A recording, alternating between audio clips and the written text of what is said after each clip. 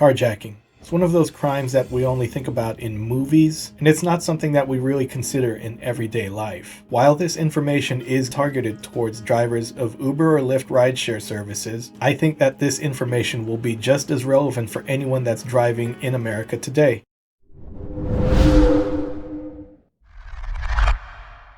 I'm sure by now you've probably heard that old phrase, an ounce of prevention is worth a pound of cure, and that totally still applies here. Your best tactic is to make sure that your chances of being in that situation are very, very low. We're going to focus on 3 different areas of prevention. The first part has to do with your vehicle, the second has to do with maintaining your situational awareness, and the third has to do with how you interact with people. There are a few things that are very important to keep in mind when it comes to carjacking. They're usually crimes of opportunity, they can occur anywhere, and they can occur at any time of day. Throughout my video, you're going to see a couple of videos that I've found online that illustrate the point that I'm trying to make. Let's go ahead and take a look at this video. It's a good example of how you can secure your vehicle during the daytime, especially because you never know what you're going to come across on the road. Now what we've got here is a car chase that happened in Colorado. I'm not exactly sure when. Right here we see the guy getting out of the vehicle, hopping right into this van.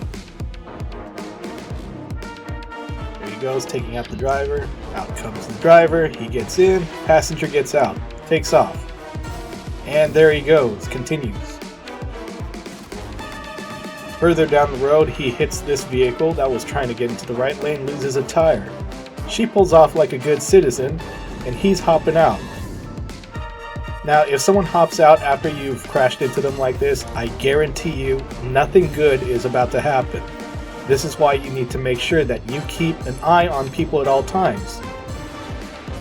So he's staggering forward, looks like he's trying to point. He runs up, yanks her out. She tries to fight to get back in. Let's go. She always let it go. Here we see the guy finally wrecks out, tries to pull the same stunt right here with this black vehicle. Blocked by cop. He takes off.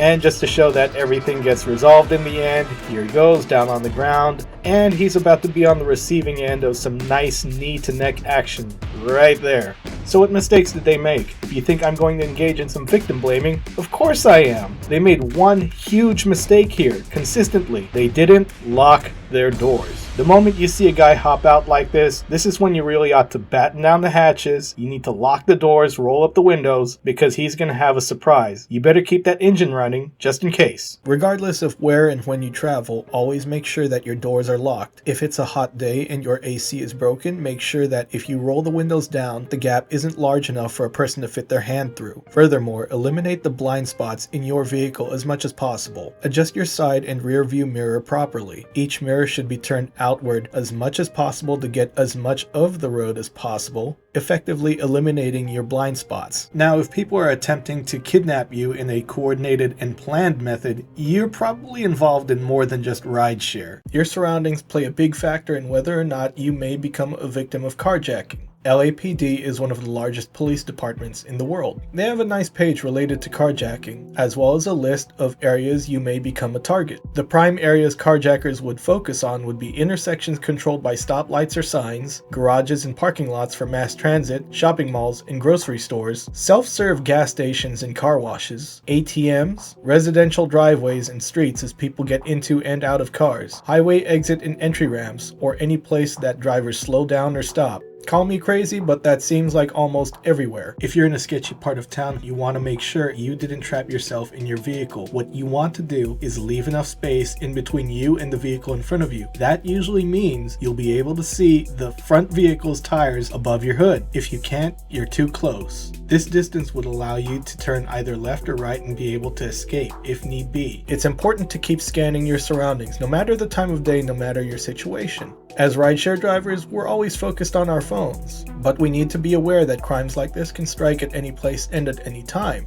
especially if you drive most of your clientele at night. Always scan an area to make sure that the area is clear. Before you step out of your vehicle for whatever reason, do a quick 5 to 25. A 5 to 25 is a military thing. Before we dismounted our vehicles, we would scan 5 meters around the vehicle. From there, we would then focus 25 meters out and around the area to make sure that no one was trying to run up on us or do anything shady. Obviously, it still applies here. You can do that in a parking lot, you can do that on a residential street that you're parked on, you can do that in the gas station. There are plenty of interesting characters that seem to hang around gas stations late at night. If you've lived any time in a major city, that should not surprise you. Trust your gut. If anything seems off, it's best to continue until you're in a safe spot before you stop, reassess the situation, and decide whether or not you want to continue with the job you're tasked to do. Always park in well-lit areas if you can, and avoid anything that could obstruct your view when you return to your vehicle. If you stop for a bathroom break, no matter where you're at, never leave valuables in plain sight. And even if you feel rushed, no matter what, do your sweep of the area. Even a quick loop around a parking lot can tell you lots of information that you might otherwise miss, and it really won't take too long unless you're in a Walmart supercenter. If you're stopped at an intersection, be aware of anyone coming up to your vehicle. And like I said earlier, make sure your doors are locked and your windows are rolled up.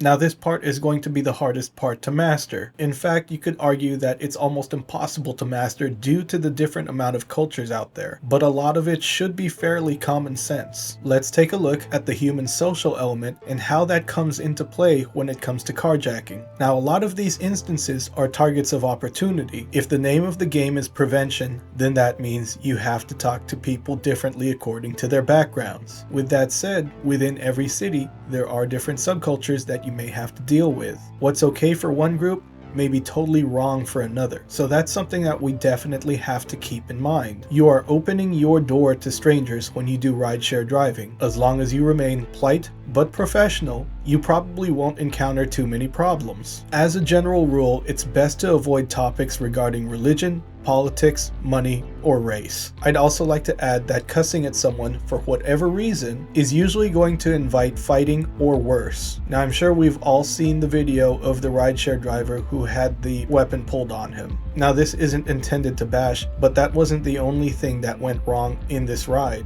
While he did state that he did make the mistake of not asking the rider what his driver's name was, if you know that you're in an area that ranks a little bit lower in the socioeconomic totem pole, things can get out of hand pretty quickly. And it really doesn't matter what race you are. East LA can be just as bad as the south side of Chicago, and things can also get pretty crazy out in London. But what seems to be a common trend in these areas are the young males tend to form a culture around respect. However, it isn't the kind of respect that you give to a worthy opponent or your mother, father, or an esteemed family member. What it really boils down to is an element of fear. Even I know that in the younger college areas of the city, you can tell someone to get the out of your car, and usually that doesn't mean anything. They'll probably protest with you, they'll probably give you some flack, but that won't really lead to a weapon in your face. If you say that to someone in the southeastern side though, you may run into a bad time. Thick skin and a cool head go a really long way. You have to be aware that there are very different social contracts in play in any major city in the United States or anywhere else in the world, and something that might be harmless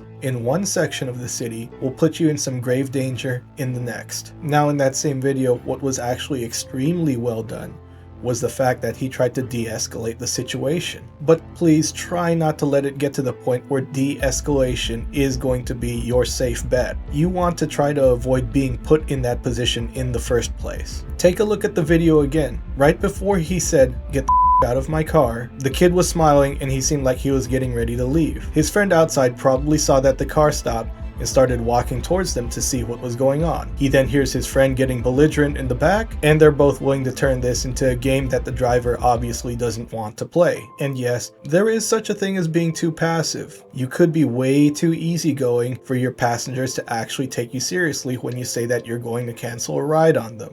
Apologies, I don't think I'm the driver you're looking for and I'd like to cancel the ride. If you take the audio out, it almost looks like a date proposition. Let's not forget that there is also definitely a wrong way to kick a passenger out. Get the out of my car! Yeah, that'll do it. I hope that all of this information helps you in some way, shape, or form, or gives you something else to consider. Obviously, I didn't get into the topic of self-defense here, because this was all about de-escalation or totally avoiding the problem in the first place. Sun Tzu said it best in The Art of War: it is best to win without fighting. And in this case, winning is getting home safely. Now I do plan on making a few videos regarding serious what ifs. What if avoidance in de-escalation didn't work? Now what? These typically take more planning and take more time than if I'm doing a news segment, especially because I want to make these videos worth it. If you think I gave you some interesting insight and you want to see where I go with this, you know what the deal is, subscribe. Remember, ultimately, you are responsible for your safety. For anyone leaving for work right now, stay safe. Be good, do well, let's go make some money.